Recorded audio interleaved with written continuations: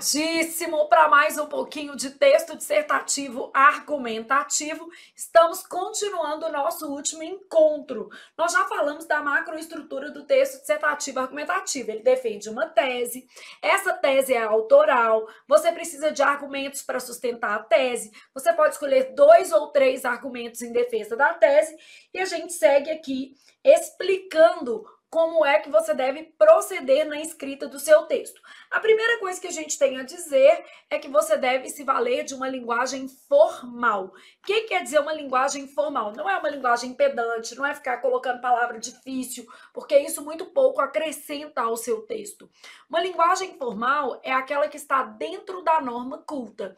E como aqui eu estou conversando com alunos desde o 6º ano do Fundamental 2 até o 3º ano do ensino médio, essa linguagem ela precisa ser compatível com a sua faixa etária.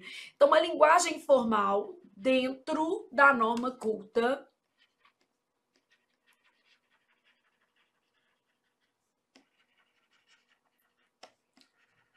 então, deve respeitar as regras gramaticais.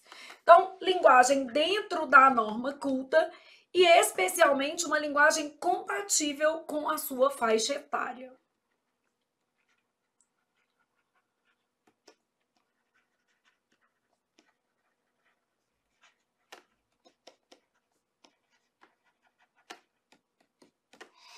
Bom, evite frases muito curtas e frases muito longas. Não sei se você vai se lembrar lá do nosso primeiro encontro, mas a gente já definiu que o ideal é que as nossas frases tenham mais ou menos 2 ou 3 linhas. Então, as frases adequadas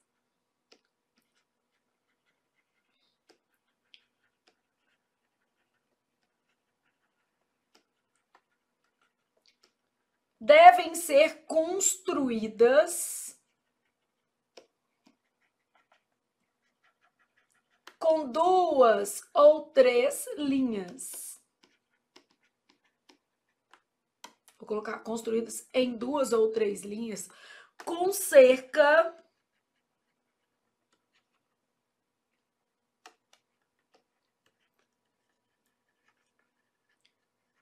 de 20 palavras. Até 20, tá, gente? Não pode usar muito mais que isso, não. Evite frases com uma linha só, uma frase muito pequenininha como essa daqui na redação, ela empobrece o texto e frases muito longas prejudicam a compreensão. Então, aqui, ó, frases muito curtas empobrecem o texto.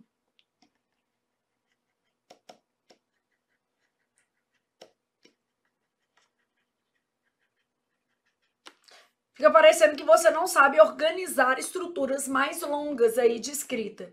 E frases muito longas dificultam a compreensão, pode tornar o texto confuso.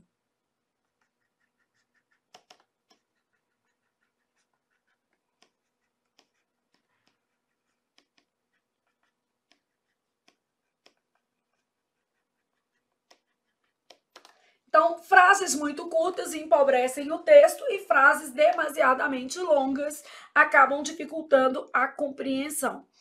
Não se valha de recursos figurados. Então, evite metáforas, evite uma linguagem muito figurada. O ideal é que o seu texto tenha uma linguagem mais sóbria, mais concisa, mais objetiva. Agora, gente, sem perder os traços de originalidade. Então, não se valha de recursos figurados, é porque tem menino que vai falar assim, ó, tá escrevendo texto, aí tem uma crise lá, e escreve o seguinte, que um copo de leite é como uma nuvem no céu. Aí você olha para o menino e fala, o que é isso? Né? Aí, a nuvem é branca, o leite também, e a espuma do mar. Peraí, nuvem do céu, espuma do mar, um copo de leite, e onde você se encaixa num texto dissertativo, argumentativo, que deve ser formal. Então, evite as metáforas, especialmente evite analogias muito fora da realidade.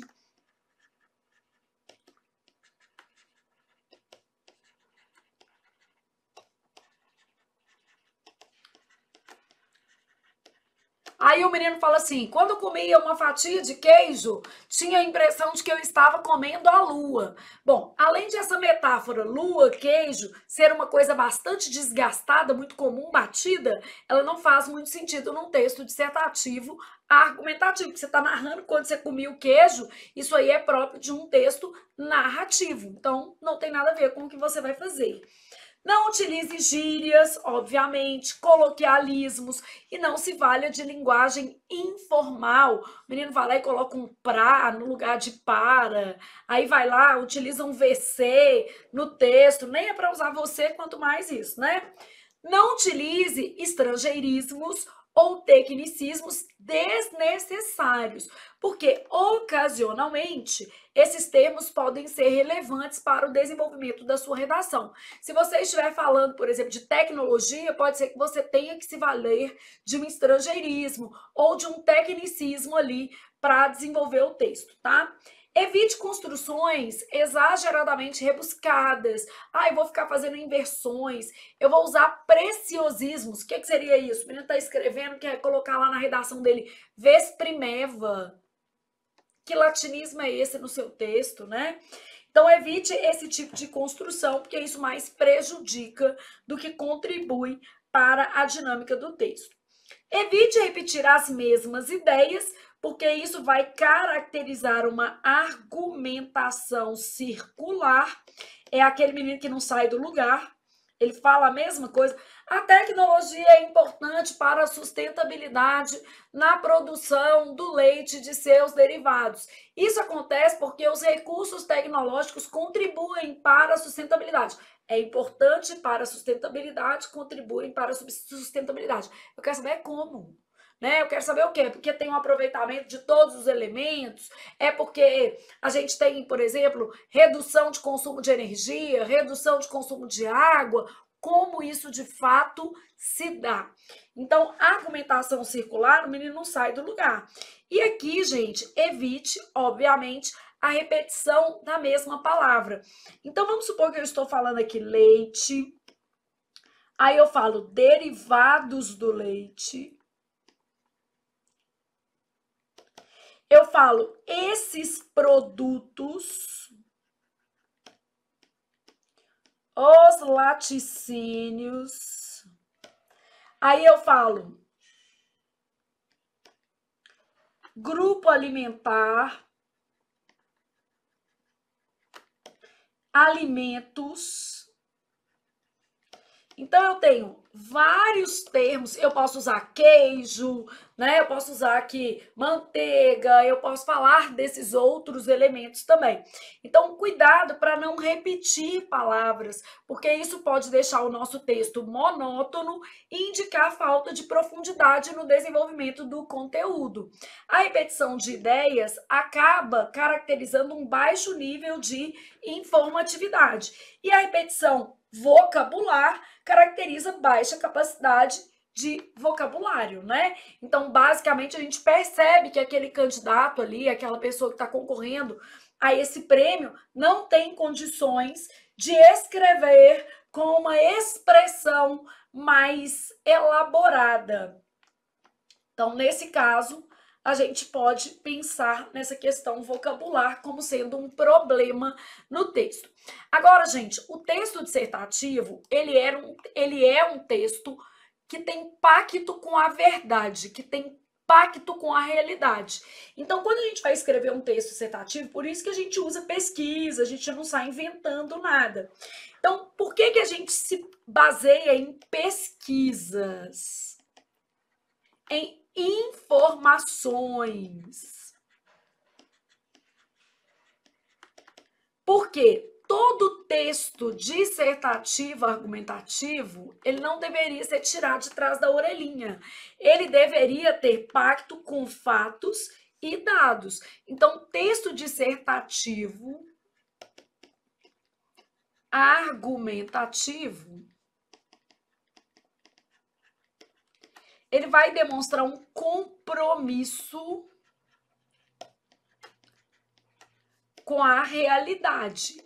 Se você não mantiver esse compromisso, você vai cair em alguns probleminhas, que são os problemas de contradição. Um texto, ele pode ter o que a gente chama de contradição interna, que é quando você fala uma coisa e depois desfala. Então, você está lá no seu texto falando que, por exemplo, o leite e os derivados do leite são produtos nutritivos. Aí, depois você fala que o valor nutricional dos laticínios não importa. Ué, mas peraí, se eles são nutritivos, como é que não importa, né? Você fala que eles são saborosos, mas que algumas pessoas não gostam. Para que você vai colocar essa ressalva? Ah, mas é verdade, eles são saborosos e algumas pessoas não gostam. Então é melhor você escrever o seguinte, que eles agradam a maioria da população, para evitar frases que possam contradizer trechos pontuais. Então eu tenho a contradição interna e eu tenho uma mais grave, que é a contradição externa.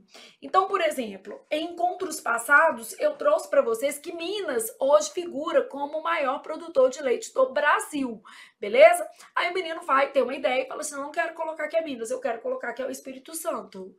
É, meu filho, só o Espírito Santo aí na sua vida para salvar você, porque você quer colocar uma coisa que não é verdade.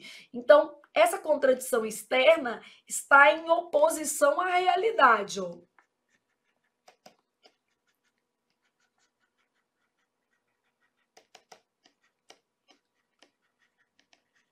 E essa contradição interna está em oposição ao próprio texto.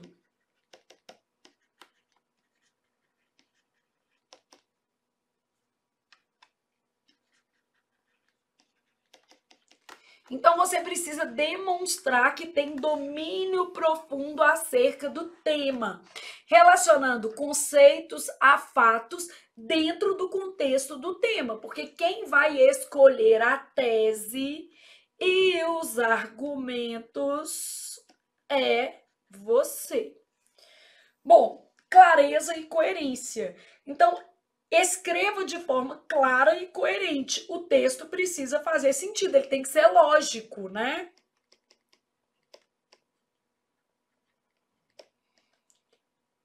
Então, o texto precisa fazer sentido.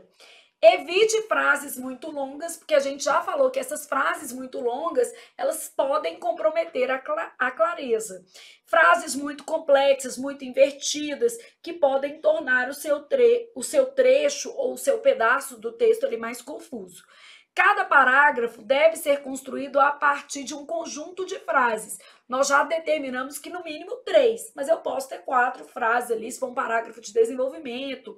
Lembre-se de que a clareza é a base da boa comunicação. O seu texto também não pode ter ambiguidades. O que quer dizer isso? Um trecho com duplo sentido. Então, dentro da ideia da clareza, a gente também precisa evitar ambiguidades. Ambiguidades é duplo sentido. O texto precisa produzir sentido único.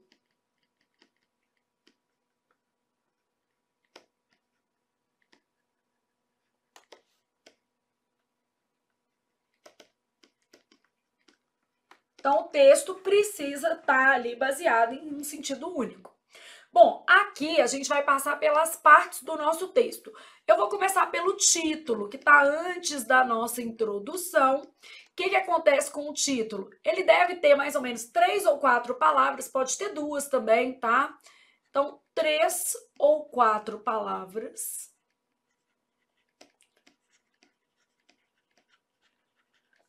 Preferencialmente, não deve haver verbo. Então, preferencialmente,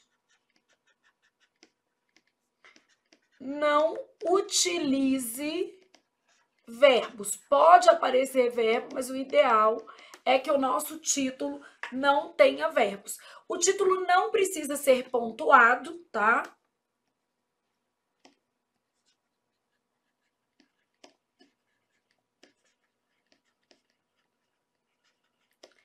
Pode, é facultativo isso aqui, ó. Pode saltar linha entre título e texto. Bom, então o título deve ter 3 ou 4 palavras, não utilize verbos, não precisa ser pontuado, você pode saltar linha entre o título e o texto, beleza? O que é muito importante quando dá escrita do nosso título? Quando dá escrita do nosso título, ele precisa estar associado ao tema, óbvio. Então, o título precisa estar associado ao tema, à nossa tese e aos argumentos sustentados pela tese. Então, o nosso título ele precisa estar ancorado em todos esses 3 elementos do nosso texto, tá? Então, a introdução, ela vai apresentar o tema, agora já pensando numa parte introdutória, acabei o título. O que é que eu vou fazer? A minha introdução. A introdução deve apresentar o tema e a sua abordagem. Então, a gente fala que a introdução, ela cumpre 2 papéis, o de apresentar o tema, mais o seu ponto de vista. O ideal é que você faça o modelo 1, 2, 3. O que quer dizer isso? Mínimo de 3 frases na sua introdução. A primeira frase vai trazer uma contextualização inicial. Eu gosto muito de uma contextualização que fale, por exemplo, assim, onde, quando. Então, eu posso falar assim, ó, na contemporaneidade, no Brasil, em Minas Gerais. Eu posso trazer esses elementos para fazer o desdobramento da minha introdução. Depois eu faço uma frase que demonstre o conhecimento que eu tenho sobre o tema. Eu posso trazer uma abordagem histórica, eu posso trazer um dado falando que Minas é, né, o estado que mais produz leite no Brasil. Eu posso falar que o Brasil está entre os maiores produtores de leite do mundo. Então, eu trago aqui, por exemplo, também uma possibilidade, um argumento de autoridade. Eu posso falar alguma coisa sobre o Ministério da Agricultura e da Pecuária, como é que ele vê essa produção leiteira no Brasil e esses produtos derivados do leite. Eu posso falar sobre uma autoridade que diz respeito à tecnologia ou sustentabilidade. É lógico que ia depender do nosso tema, né? Atenha-se agora, na terceira frase da nossa introdução, ao que você vai desenvolver. Qual será o conteúdo propriamente trabalhado no seu texto? O meu conteúdo diz respeito a esse tipo de referência aqui. Então, faça já uma amostra do que vai ser desenvolvido no seu texto, tá? Bom, desenvolvimento estruturado. O que eu vou olhar? Quais são os argumentos que sustentam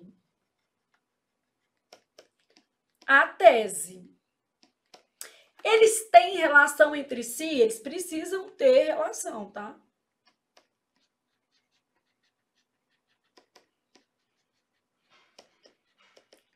Então, esses argumentos têm relação entre si? Esses argumentos estão, de alguma forma, apoiados em fatos, explicações. A gente tem uma diversidade de estratégias argumentativas.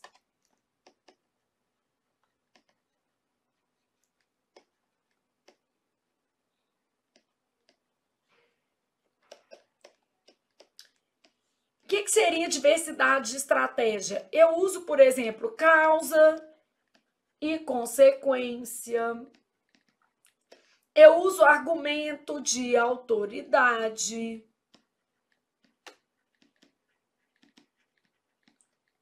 Eu uso um dado, eu uso um exemplo. Eu faço uma comparação do Brasil com outro país. Então, eu vou trazendo elementos diferentes, eu uso um contraste, eu marco uma oposição. E aqui a gente também vai observar o uso de conectores no desenvolvimento do texto.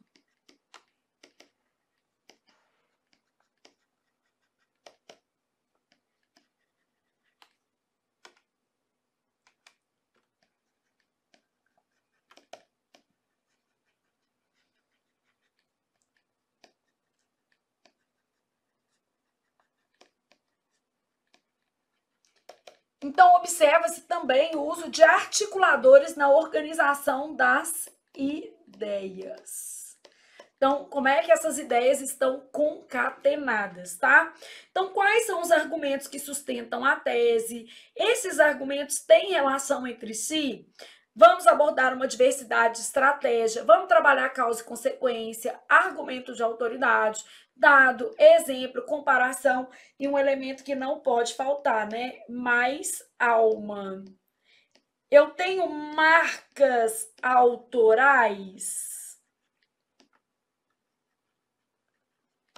Eu tenho traços de sensibilidade no tratamento do tema. O que particulariza o seu texto é o que vai dar nota a ele.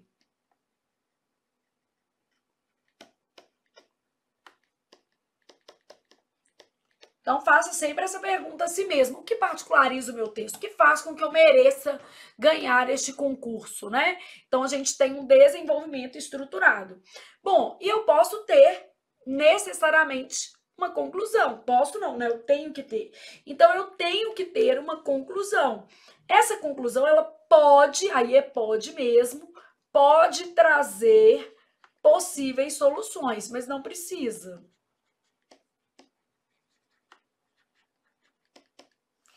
Mas ela não precisa, tá? Não é obrigatório isso aqui.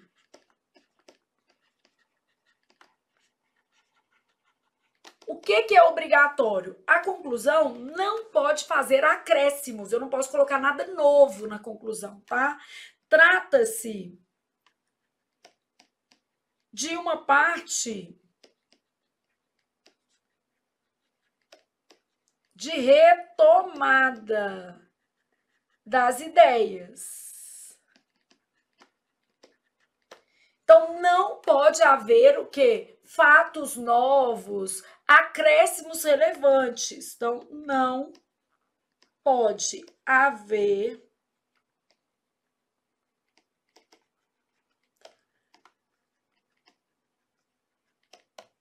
atenha-se a argumentação usada no texto. Então, é o seguinte, a conclusão pode se limitar à retomada das ideias do texto e pode apresentar uma expectativa de solução ou mesmo trazer uma proposta, apesar de não ser obrigatório.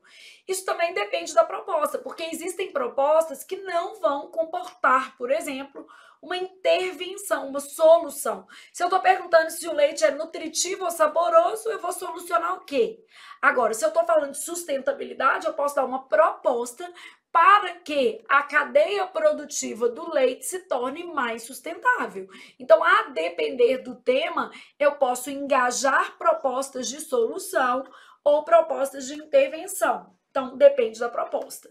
Então, o que a gente tem que observar também? Se a nossa conclusão começou com um conector conclusivo, desse modo, portanto, assim. Então, gente, inicie a conclusão com conector conclusivo, tá? Isso é muito importante. Então, aqui, ó, a gente passou pelas partes do texto agora. Nós falamos da introdução, falamos do título, né? Depois falamos da introdução, do desenvolvimento e da conclusão. E também trabalhamos aspectos da linguagem do seu texto, para você evitar períodos muito longos e também períodos muito curtos, para estruturar suas frases dentro da norma culta, sem pesar a mão na linguagem figurada, para não cometer excessos, por exemplo, de rebuscamento de linguagem, não ficar buscando palavras difíceis para enfeitar o texto, porque isso não costuma acabar bem. As ideias precisam estar bem concatenadas, os argumentos precisam ter sido bem escolhidos e o seu texto tem que ter um compromisso com a realidade. Isso é o que é mais importante. E agora, sabe o que a gente vai fazer? No próximo bloco, não agora, mas no próximo bloco, sabe o que a gente vai fazer? A gente vai ver um exemplo de texto dissertativo, porque aí você ficará um pouco mais seguro. Eu vou formular uma proposta, né, assim, da minha cabeça, logicamente não a proposta do seu concurso, porque senão não faz muito sentido, mas que tenha a ver, que tenha uma relação, para te dar um exemplo de como é o texto que você deveria produzir aí para arrasar no seu concurso, tá certo? Então, até o nosso próximo encontro.